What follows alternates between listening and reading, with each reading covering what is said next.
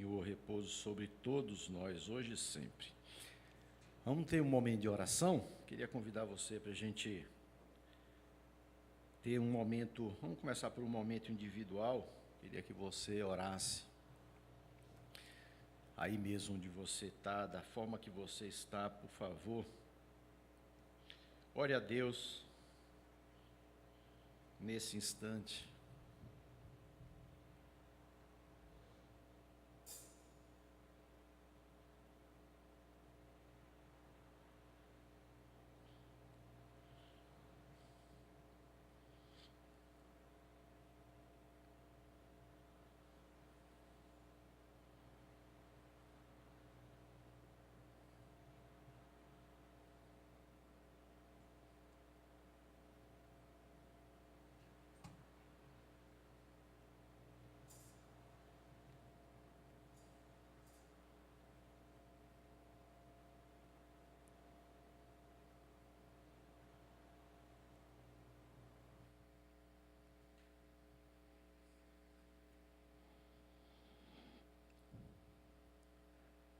Há muito tempo, Deus falou muitas vezes e de várias maneiras aos nossos antepassados, por meio dos profetas. Mas nesses últimos dias falou-nos por meio do Filho, a quem constituiu o herdeiro de todas as coisas, e por meio de quem fez o universo. O Filho é o resplendor da glória de Deus e a expressão exata do seu ser, sustentando todas as coisas por sua palavra poderosa.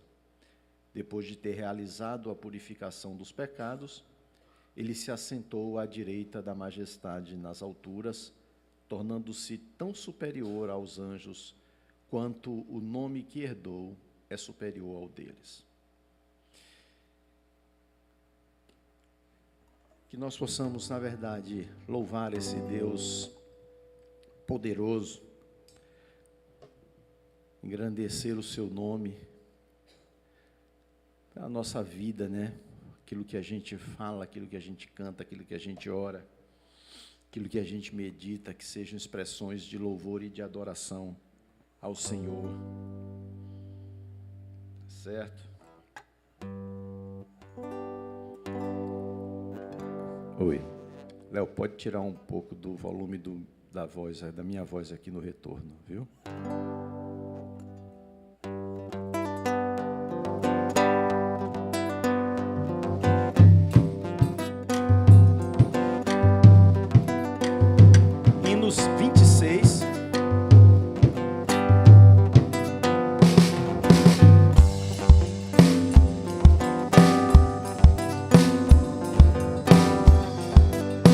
Senhor meu Deus, quando eu maravilhado os grandes feitos vejo da tua mão, estrelas, mundos e trovões rolando, a proclamar teu nome na amplidão. Canta minha alma então a ti, Senhor, grandioso és tu. Grandioso és tu, canta minha alma então a ti, Senhor. Grandioso és tu, grandioso és tu. Quando perceço bosques e florestas, ouvindo a brisa, pássaros cantar, ou vejo além altaneiras, o teu poder em glória proclamar. Canta minha alma então a ti, Senhor. Grandioso és tu, grandioso és tu. Canta minha alma então a ti, Senhor. Grandioso és tu, grandioso és tu.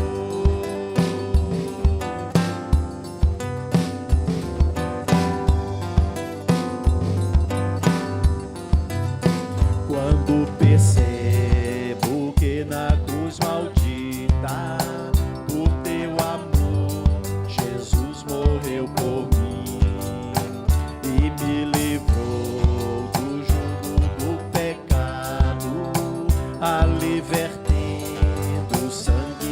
fale-me assim.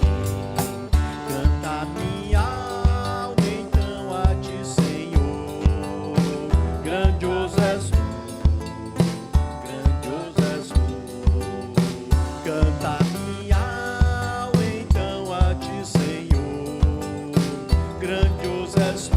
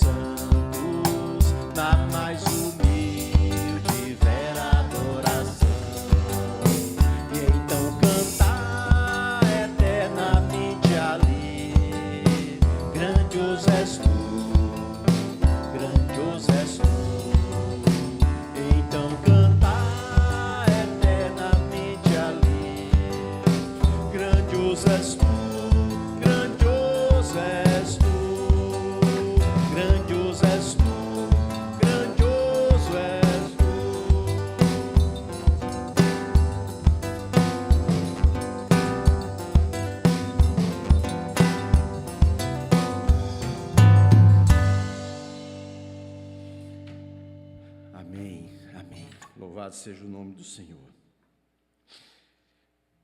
Quando a gente contempla, quando a gente é confrontado com a majestade de Deus, com a grandiosidade, né, para usar a mesma expressão aqui do texto bíblico, a gente, né, se sente tão pequenininho. E é natural esse sentimento, mas o fato da gente se sentir pequenininho não deve gerar em nós um sentimento de inferioridade. Não desse que nos coloca prostrados, mas nos sentirmos pequenos diante da grandiosidade, da santidade de Deus. Esse é o sentimento que deve brotar em todos nós, como aconteceu, por exemplo, com o profeta Isaías, né? Do tão famoso brado, né? Ai de mim, porque os meus olhos viram o Senhor. Então é esse o sentimento que a gente deve ter. Eu acho que quando isso acontece, a gente precisa ter também em Deus a oportunidade da gente confessar os nossos pecados, não é? Apresentar a Deus a nossa impureza, não é? E eu queria que a gente fizesse isso agora, nesse momento também de oração, onde a gente pode confessar a Deus os nossos pecados, orar como salmista, né? Sonda-me, ó Deus, vê se há em mim algum caminho mau, e guia-me pelo caminho eterno, o caminho da verdade. Vamos fazer isso? Curve sua cabeça aí, feche seus olhos. Ore a Deus nesse instante.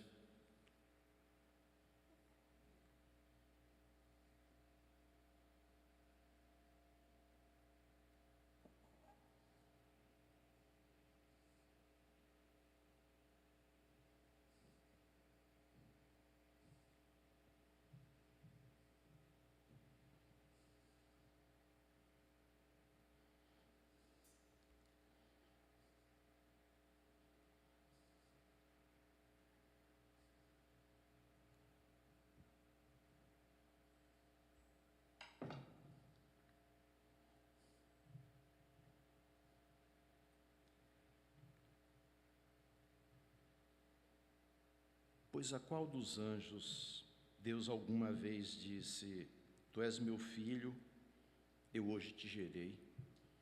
E outra vez: Eu serei seu pai, e ele será meu filho.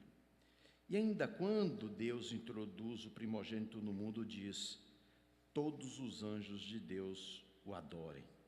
Quanto aos anjos, ele diz: Ele faz dos seus anjos ventos e dos seus servos clarões reluzentes. Mas a respeito do Filho diz: O teu trono, ó Deus, subsiste para todo sempre. Cetro de equidade é o cetro do teu reino. Amas a justiça e odeias a iniquidade. Por isso Deus, o teu Deus, escolheu-te dentre os teus companheiros, ungindo-te com óleo de alegria. E também diz: No princípio, Senhor, firmaste os fundamentos da terra, e os céus são obras das tuas mãos. Eles perecerão, mas tu permanecerás. Envelhecerão como vestimentas. Tu os enrolarás como um manto, como roupas eles serão trocados. Mas tu permaneces o mesmo, e os teus dias jamais terão fim. Bendito seja o nome do Senhor. Essa é a declaração que a palavra de Deus nos ensina lá na carta aos Hebreus, no capítulo 1, falando sobre a superioridade de Jesus. Amém. Vamos ficar de pé?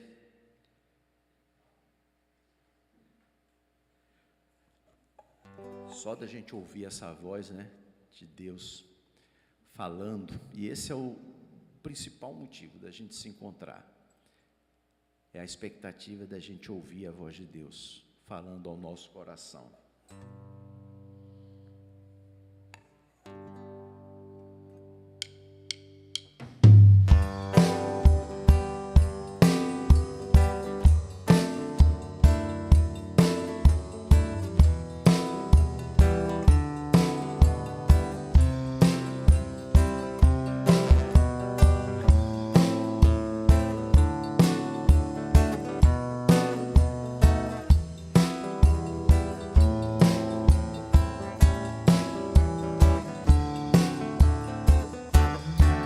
Só de ouvir tua voz e sentir teu amor, só de pronunciar o teu nome,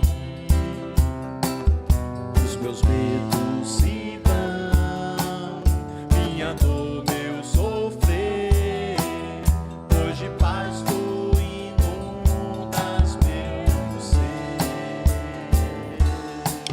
Só de ouvir tua voz e sentir teu amor, só de pronunciar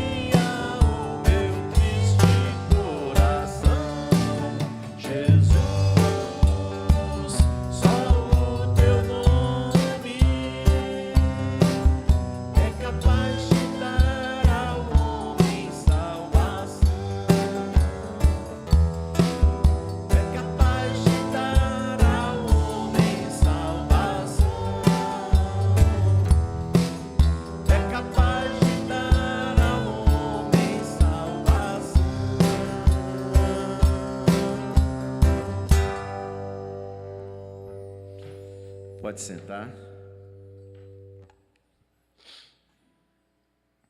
Quando a gente recebe essa salvação que vem do trono da graça, né, a gente percebe a importância, né? Todo mundo tem, na verdade, uma história do seu encontro com Jesus, tá bom? Todo mundo pode contar. Invariavelmente a gente percebe, né, mudanças bem marcantes no antes e no depois. Às vezes são formas dramáticas, não é? Tipo Saulo de Tarso, mas às vezes são coisas mais suaves. Na maioria das vezes são transições amenas, mas olhando em retrospectiva a gente consegue perceber, não é, a diferença entre o momento em que a gente caminhava sem a presença de Jesus e o momento em que a gente passou a caminhar na presença dele, não é? Do Galileu. Tem uma música que expressa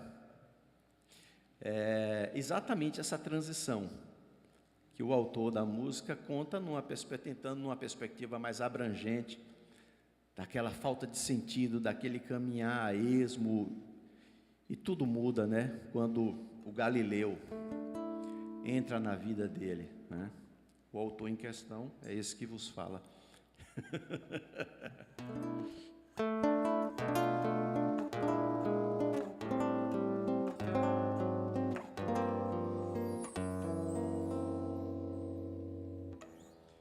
Justo no momento certo, você me encontrou e eu estava assim, sem saber de onde vinha, nem fazer ideia de pra onde ir.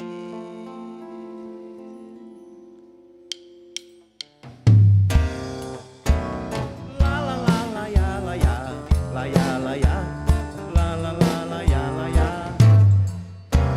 Justo no momento certo, você me encontrou e eu estava assim, sem saber de onde vinha, nem fazer ideia de pra onde ir.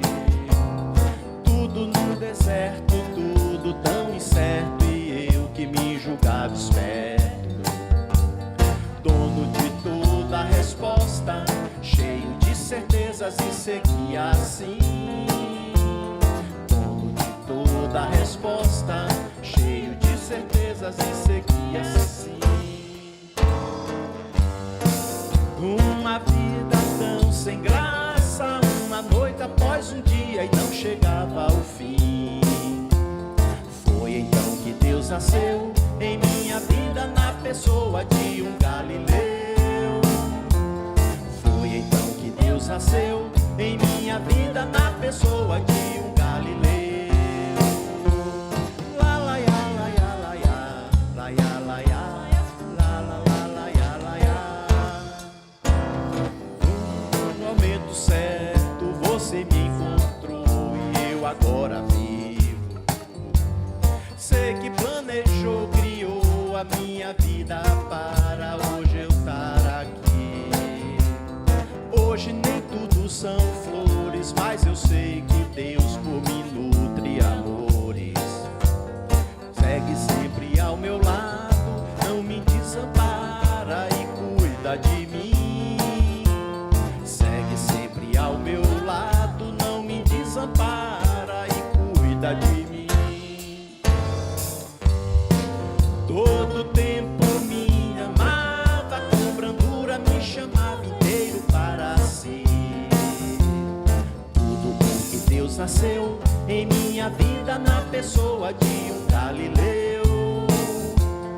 Tudo porque Deus nasceu em minha vida na pessoa de um Galileu. Tudo porque Deus nasceu em minha vida na pessoa de um Galileu. Tudo porque Deus nasceu em minha vida na pessoa de um Galileu. La la ya la ya la ya, la ya la ya, la la la la ya la ya, la la ya la ya la ya, la ya la ya, la la la la ya la ya. Amém. Vamos encerrar esse momento de louvor ao Senhor com o Salmo 96.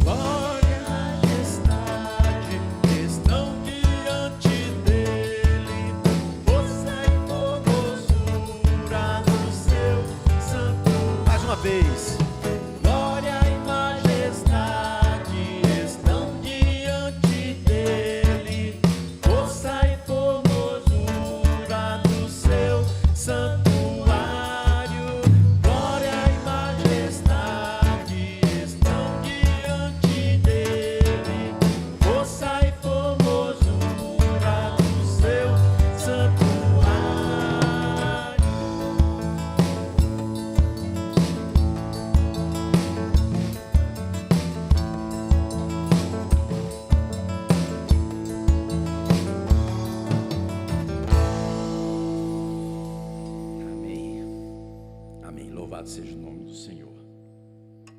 Abra a sua Bíblia no capítulo 3 do Evangelho segundo Lucas.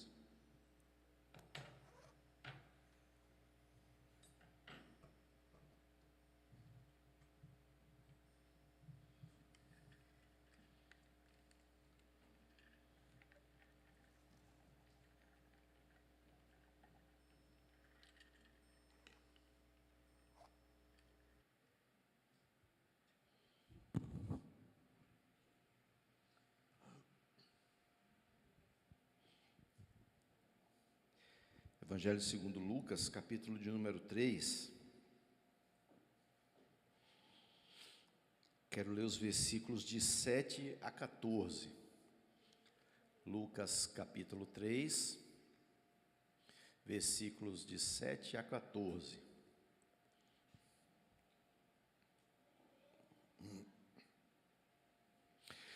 Diz assim a palavra de Deus, tá bom? Você pode acompanhar inclusive aí na projeção. João dizia às multidões que saíam para serem batizadas por ele: raça de víboras, quem deu a vocês a ideia de fugir da ira que se aproxima? Deem frutos que mostrem o arrependimento. E não comecem a dizer a si mesmos: Abraão é nosso pai. Pois eu digo que destas pedras Deus pode fazer surgir filhos a Abraão. O machado está posto à raiz das árvores, e toda árvore que não der bom fruto será cortada e lançada ao fogo. O que devemos fazer então? Perguntavam as multidões. João respondia: quem tem 2 túnicas, dê uma a quem não tem nenhuma. E quem tem comida, faça o mesmo. Alguns publicanos também vieram para serem batizados. Eles perguntaram: mestre, o que devemos fazer? Ele respondeu: não cobrem nada além do que foi estipulado. Então alguns soldados lhe perguntaram: e vós, o que devemos? E nós, o que devemos fazer?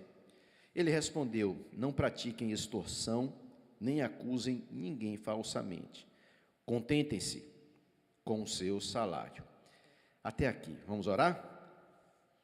Deus, muito obrigado pela tua palavra, obrigado também pelo encontro que nós temos aqui e a oportunidade de falarmos do Senhor, falarmos para o Senhor, mas sobretudo de ouvirmos a tua voz. Nós pedimos ao Senhor que fale ao nosso coração através dessa palavra, por graça e por misericórdia. Em nome de Jesus, amém, irmãos. Vocês já ouviram a história? Eu vou repeti-la aqui a título de introdução para o que a gente vai falar essa manhã, que supostamente se passaria então essa história numa dessas cidadezinhas aí do nosso sertão aqui nordestino. Poderia muito bem se passar em qualquer uma delas, depois de um período prolongado, de estiagem, de seca. Então, as pessoas organizaram, principalmente a igreja na cidade, organizou uma procissão para que Deus tivesse misericórdia, para pedir clemência ao Senhor, para que viesse a chuva. E essas pessoas, então, no dia marcado, foi uma adesão bem consistente mesmo na comunidade. Estava lá centenas de pessoas nessa procissão. E tinha um senhor que ele ficava assim, mais ou menos, sabe que aquelas ruas dessas cidades assim enormes, dessas que a gente passa aí no interior, que tem várias ruas, a da entrada e a da saída. E aí tem um senhor que ficava assim observando, bem atentamente, e ele só observando. Daqui a pouco, quando chegou no final da cerimônia, ele chegou assim para o padre e falou: a gente fez uma procissão aqui para Deus trazer chuva, mas o senhor percebeu que só uma menina, por volta de uns 10, 11 anos, foi a única que trouxe guarda-chuva? O padre falou: eu não tinha percebido não, eu até vi, mas não chamou minha atenção. Aí o senhor falou para ele: pois é, a gente veio pedir chuva aqui, mas ninguém acreditou. Só aquela menina acreditou que poderia vir a chuva, e ela trouxe o guarda-chuva dela para a procissão. Vamos guardar um pouco essa história, que a gente vai voltar logo a ela, depois de eu situar vocês dentro do texto. Vocês sabem que esse texto fala sobre o personagem mais lembrado nessa época do ano. O João, do São João, não é o João apóstolo, não é o João escritor das epístolas joaninas e do Apocalipse, não é o apóstolo querido de Jesus. O João, das festas juninas, é o Batista. É ele que é o personagem das festas juninas. E eu gosto demais da figura de João por vários motivos, né? Gosto também da forma, às vezes, veemente, dura, quase rude com que ele fala, mas não é exatamente isso que me encanta, é a história em si de João. João, assim, está para o Novo Testamento, em termos de linhagem familiar, como Jeremias. Ele é de linhagem sacerdotal, mas optou pela profecia, tá bom? E a gente não tem ideia dessa mudança, dessa escolha de lado, que tanto Jeremias fez no Antigo Testamento, quanto João fez aqui no Novo Testamento. Porque ele, na verdade, ele sai de um grupo e vai para o grupo antagônico, aquele que criticava exatamente o grupo de onde ele vinha. O sacerdote era a pessoa bem próxima da corte, do poder, transitava bem nos palácios do poder e fazia de tudo para dar boas palavras para os governantes. O profeta era aquele que apontava o erro dos governantes e a bajulação dos sacerdotes. Então, João, ele vai para esse outro lado aí, ele escolhe a linha profética. Eu digo assim, na verdade não foi ele que escolheu, ele foi escolhido para isso. Deus o escolheu para isso aí. Mas João, ele é assim, ele fascinava os judeus, apesar da dureza com que ele falava. Vocês sabiam que, por exemplo, o historiador judeu, ali do primeiro século, Flávio Joséfo, muito conhecido, ele dispensa mais tempo na sua obra para falar de João Batista do que de Jesus. Na verdade, Jesus ele faz uma anotação bem pequenininha, quase que passageira. Mas João, Flávio Joséfo, era encantado por João. Ele reúne um texto bem maior para falar de João Batista do que para falar de Jesus. Bom, eu não estou aqui para a gente fazer disputas de personagens, até porque a gente acha que não há a gente entende que não há concorrência aqui no texto. Mas, por exemplo, o que é que chamava a atenção em Joséfo, não é, do personagem João? O fato de que ele pregava no deserto e atraía multidões, ou seja, quando você quer ouvintes, você geralmente procura os lugares mais movimentados, né? Então, João resolveu fazer o contrário, né? Você quer vir até mim, quer ouvir a palavra, então venha até mim. Quando eu vejo essa coisa de João, eu lembro que logo que eu cheguei, nos primeiros anos aqui em Salvador, Fábio falava muito de um restaurante que tem ali na Linha Verde, chamado A Sombra da Mangueira. Aí um dia eu fui lá, menino, não sei se continua assim, mas para chegar naquele lugar não era coisa muito fácil, não. Eu digo, como é que uma pessoa abrir um restaurante desse e o povo faz fila para vir? Eu não entendia. Eu digo, é João Batista. João Batista, na verdade, foi para o deserto, onde ninguém queria estar, e a multidão afluía para ouvir João.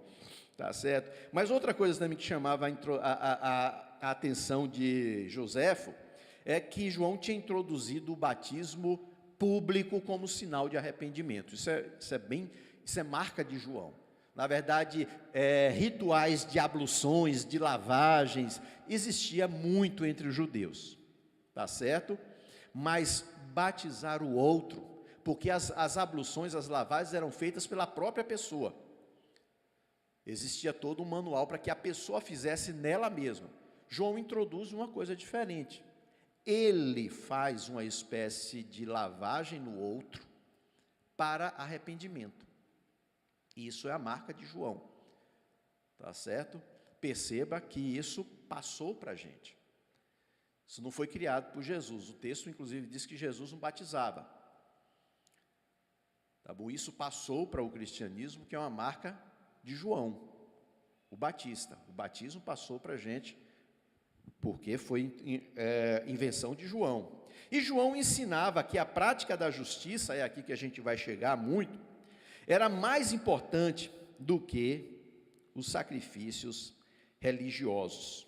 Tá bom? João viveu, então, num contexto em que a religiosidade, o judaísmo estava muito em crise mesmo.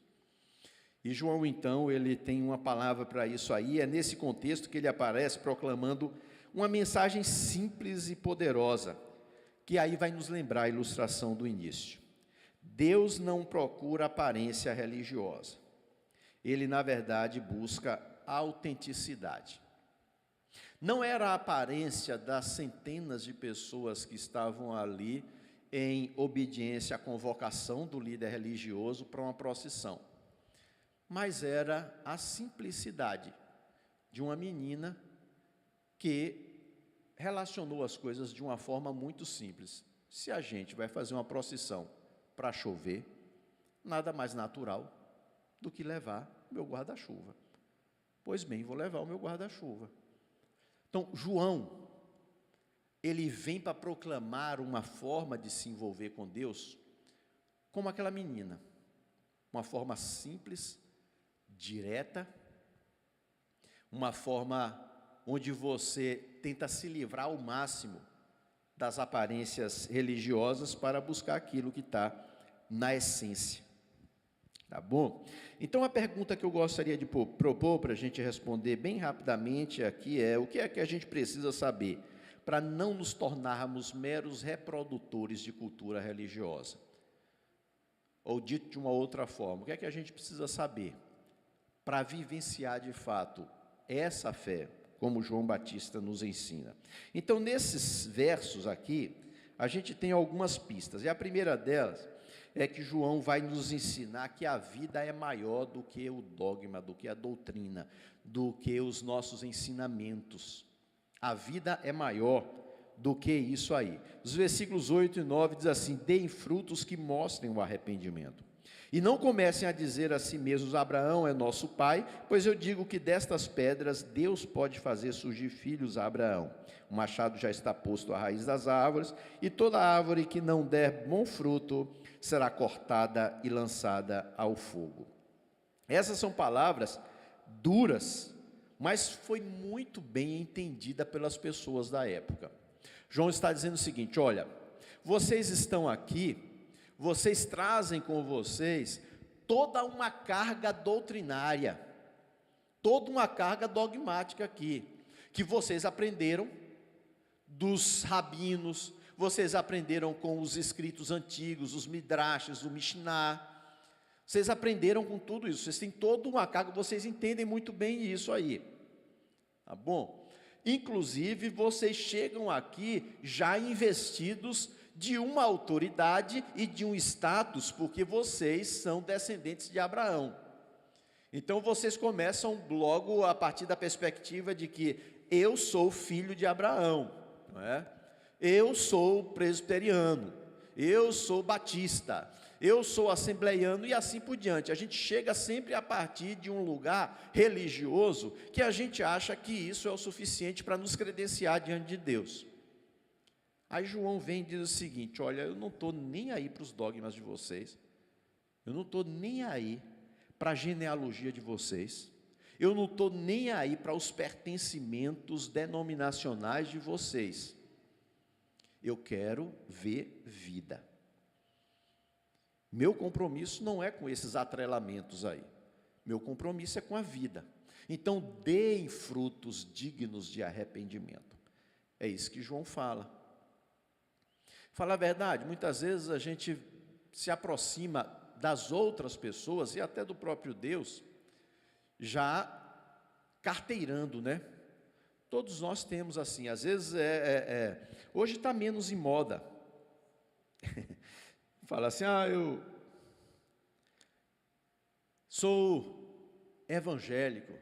Vixe, aí a gente gente fala assim, meu Deus do céu, com os evangelhos que tem aí, não sei nem se eu me autodenomino esse negócio aí. Não, mas sou presbiteriano. Falo, bom, depende. É daquele ministro enrolado que foi preso no aeroporto, aportando uma arma ilegal. Ixi, eu não quero saber desse negócio, não. Então a gente vai assim, mas mesmo fugindo dessas coisas denominacionais, a gente pousa muitas vezes diante do outro e diante de Deus como salvos, porque a gente, na verdade, fez a escolha certa. A gente é de Jesus Cristo. E isso sozinho já é o bastante para nos credenciar diante de Deus.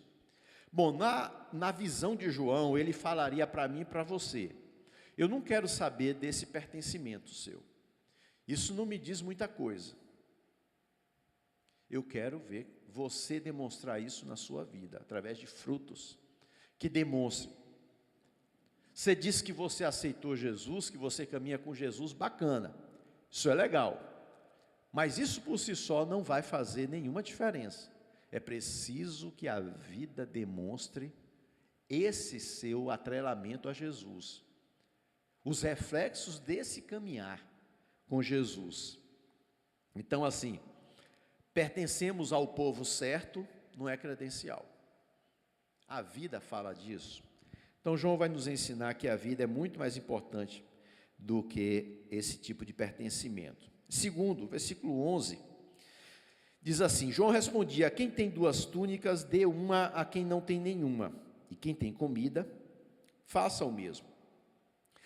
Na visão de João, Deus valoriza aquilo que eu chamo de despojamento solidário. O despojamento solidário, tá bom? Por que é que eu junto essas duas coisas? Eu acho que eu já falei aqui para vocês de uma figura que tinha lá na minha terra natal. Hoje em dia, né, com transmissão, deixa eu só falar, assim, uma figura. Não vou, da outra vez que eu falei, eu até citei o nome, eu lembro. Mas eu não vou falar o nome agora, não, porque a gente nunca sabe como é que esse negócio vai. Então, o que é que acontece? Ele era uma figura, ele era um homem riquíssimo. Era um homem riquíssimo. Mas era uma pessoa muito despojada. Mas não era um despojamento solidário. Era o despojamento de uma pessoa mesmo mesquinha. Mesquinha. Aquele homem que talvez tivesse 1 ou 2 mudas de roupa, não tomava banho, não era ele, o costume dele não era tomar banho. Não, ele não era muito afeito a banho. Entendeu? E ele era uma situação, assim, um caso de graça, porque, gente, era muito dinheiro que ele tinha, muito dinheiro mesmo, tá certo? E se ele tivesse aquele despojamento todo, dissesse o seguinte, gente, eu vou distribuir, né, metade das riquezas dele, já resolveria o problema de muita gente ali em Rio Barbosa. Garanto para vocês, tamanha era a riqueza dele, mas ele era muito mesquinho. Mas muito mesquinho mesmo. Enfim, morreu. E não pôde levar o que tinha. Não é? O despojamento solidário é aquele despojamento que você não faz apenas porque é filosofia de vida ser simples. O que já é uma virtude no nosso tempo de estímulo desenfreado ao consumo. O que já seria um feito muito legal, uma atitude muito legal. Mas o despojamento solidário é aquele que você reparte com o outro. O muito ou até o pouco que se tem. João fala aqui usando 2 figuras, tá certo? E 2 figuras de coisas essenciais. Ele fala da túnica e fala da comida. Aqui não tinha nenhuma regalia. Ele fala assim, aquele que tem 2 túnicas, que dê uma para quem não tem nenhuma. Tá bom? Então, ele está falando de algo essencial.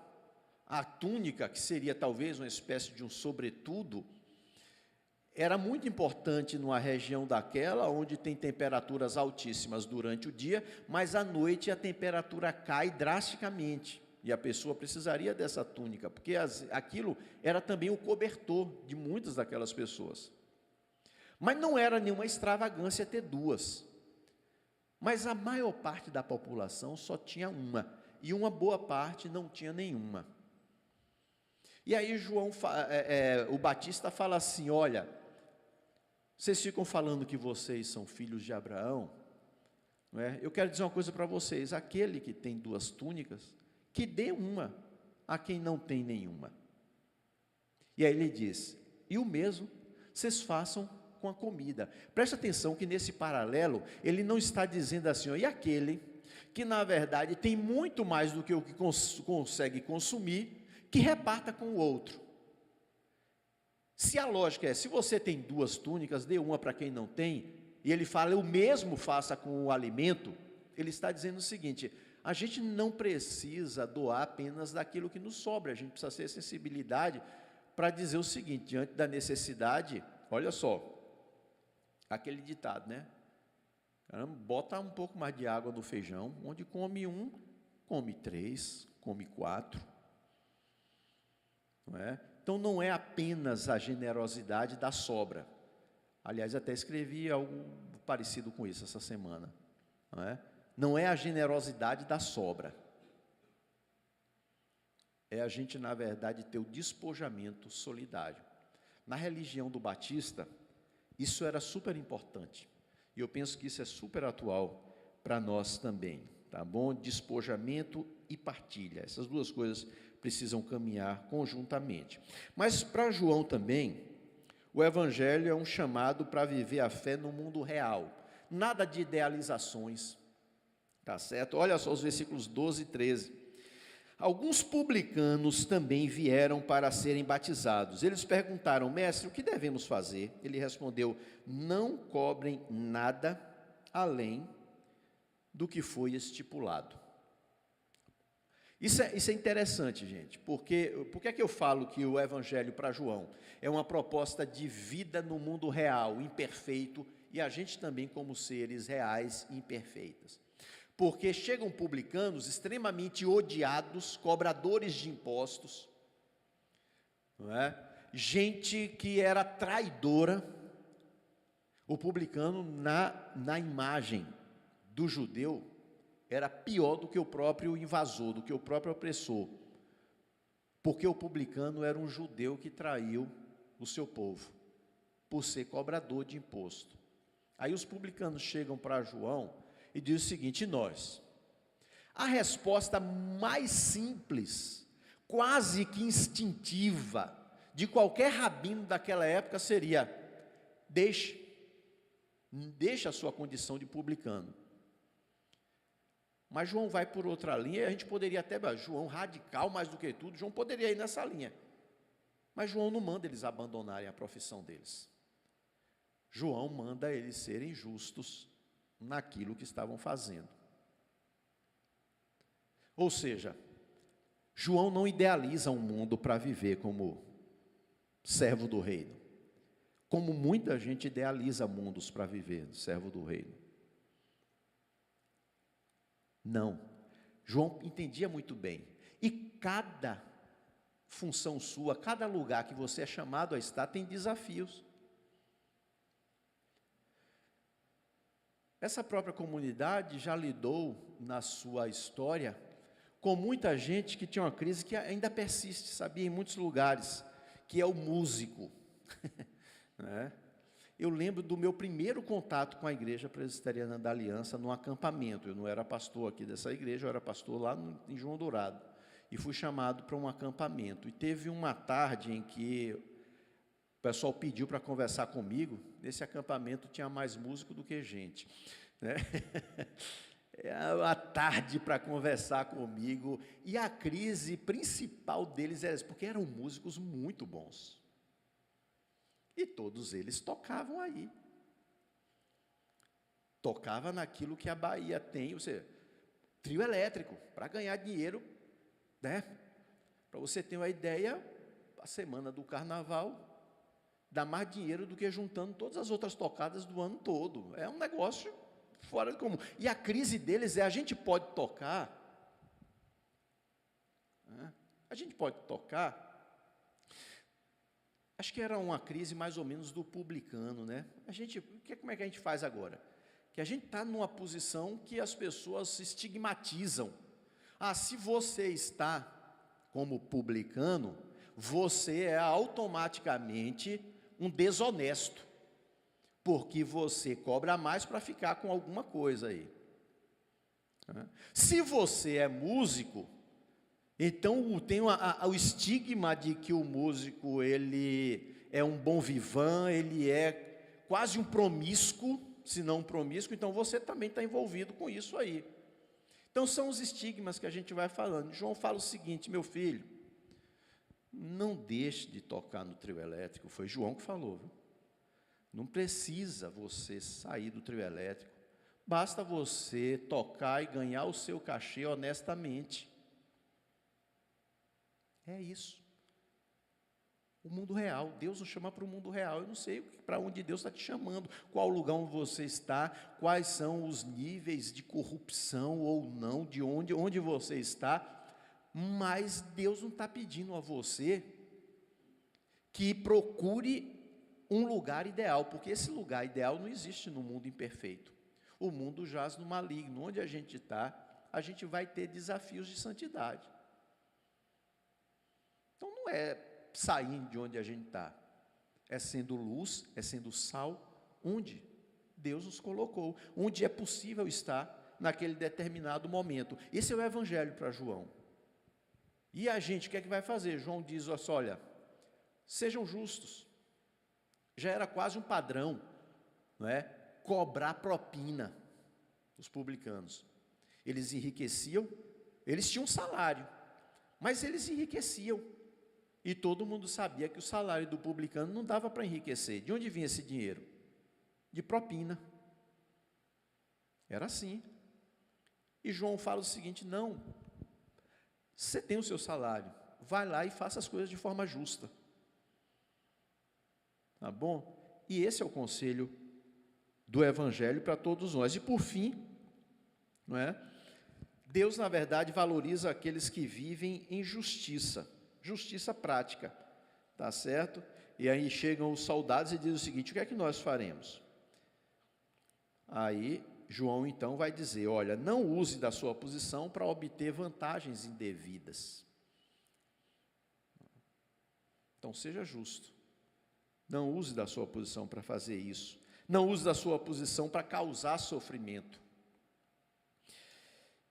E aprender a ter contentamento com as coisas. Mas eu vou passar bem en passant aqui, porque um dia a gente pode fazer aqui um culto, encher isso aqui de policiais, e eu queria falar isso aqui para eles.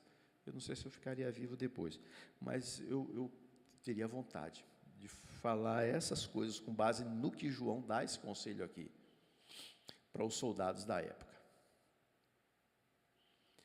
Tá bom? Isso aqui tem um universo de coisas que seriam bem atuais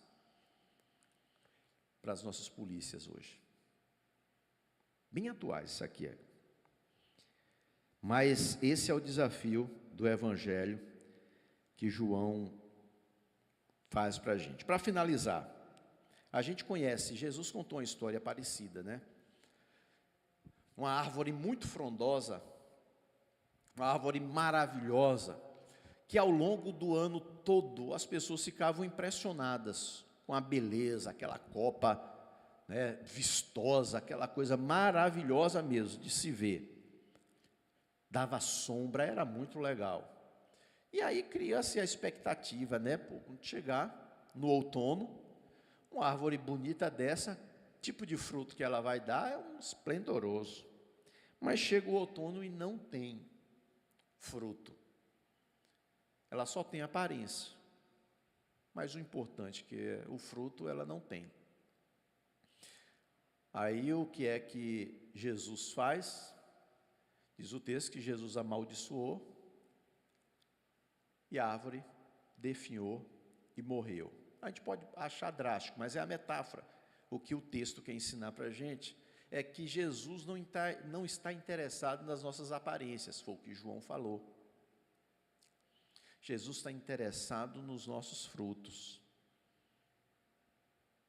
Então a gente precisa produzir frutos dignos de arrependimento. Vamos ficar de pé para a gente orar?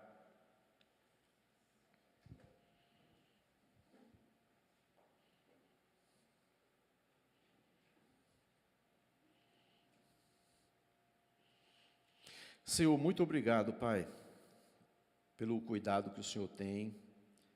Muito obrigado pela palavra que o Senhor possibilita a gente a leitura e nos dá também condições de refletir sobre ela. Deus amado, nós queremos que o Senhor nos ensine essa experiência que João descreveu para os seus contemporâneos. Nos ensina, Senhor Deus, uma forma de nos relacionar com o Senhor que seja transparente e que possamos produzir frutos dignos do arrependimento que nós dizemos possuir pela tua ação graciosa em nós. Nós oramos assim em nome de Jesus. Amém, Senhor Deus. Amém, irmãos. Que a graça do nosso Senhor e Salvador Jesus Cristo, que o amor de Deus, nosso eterno Pai, a comunhão, a consolação, o poder e a unção do Espírito Santo repouse sobre todos nós, hoje e sempre. Amém. Amém. Senta só um pouquinho.